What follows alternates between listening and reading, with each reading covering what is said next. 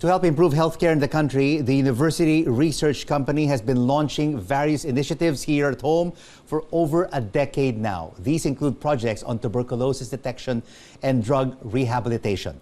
URC President Earl Gast joins us now on The Final Word. He's based in Washington, D.C. and joins us now in our Manila studios. Great to be here. Thank you, Rico. Thank you so much for joining us. So, you've been here close to 15 years in the country. We have.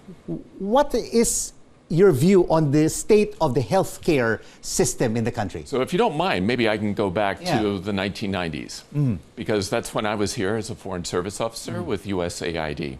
And back then, the programs really focused on family planning, maternal-child health care. And now we find ourselves, and we're very fortunate to be implementing a TB program with USAID here, which is called TB Platforms, with the Philippine government. And it's because there's an epidemic of TB here in the Philippines. If you look at the number of cases, the fourth highest in the world. When I was here before, TB wasn't a problem. So I had a chance to, in fact, yesterday I was at Region 4A meeting with Dr. Valencia, who heads up the health department for the region. And I asked the question, what happened? Yeah. And what's interesting is he said, what changed is when devolution came into place.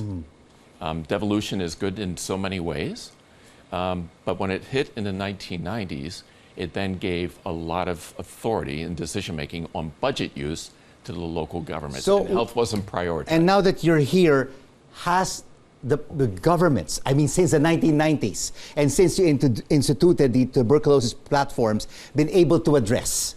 So it takes resources, and in a very decentralized environment, it's tough.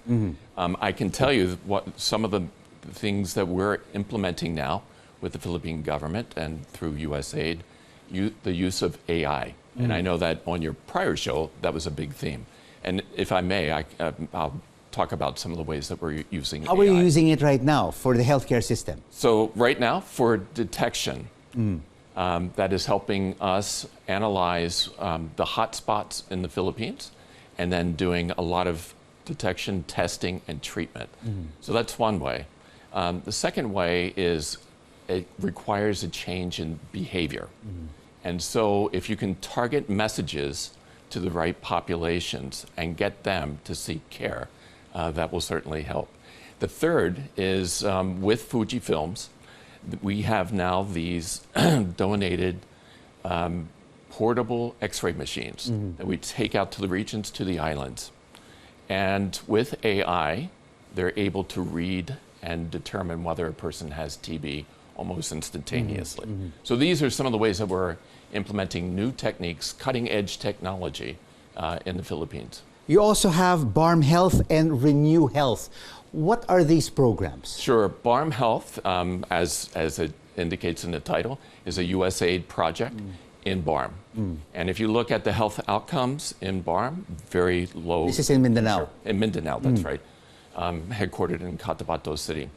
So this is working with the BARM government in helping build capacity, and the barangays as well, in delivering family planning and maternal-child health care to the people in BARM, in the BARM region. These are really key platforms and initiatives of URC here in the Philippines. What are your future projects to help further the healthcare system in the country? Yes. Well, if I may, another important project that we're implementing now on behalf of USAID is the Renew Health, which is community-based drug rehabilitation.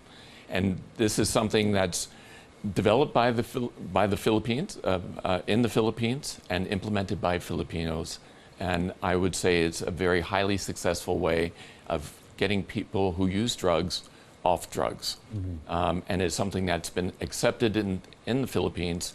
And now they're looking at the drug use problem here, especially among low level offenders. as a public health issue and no longer as a criminal justice Well, that has issue. to be resolved, as we saw in our top story.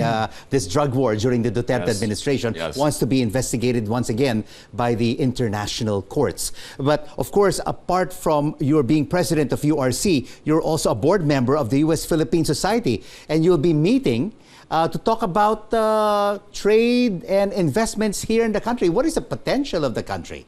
So, as you mentioned earlier, 7.6% growth in the past year. And I believe the projections are just slightly less going into 2023. So I think very, very hopeful.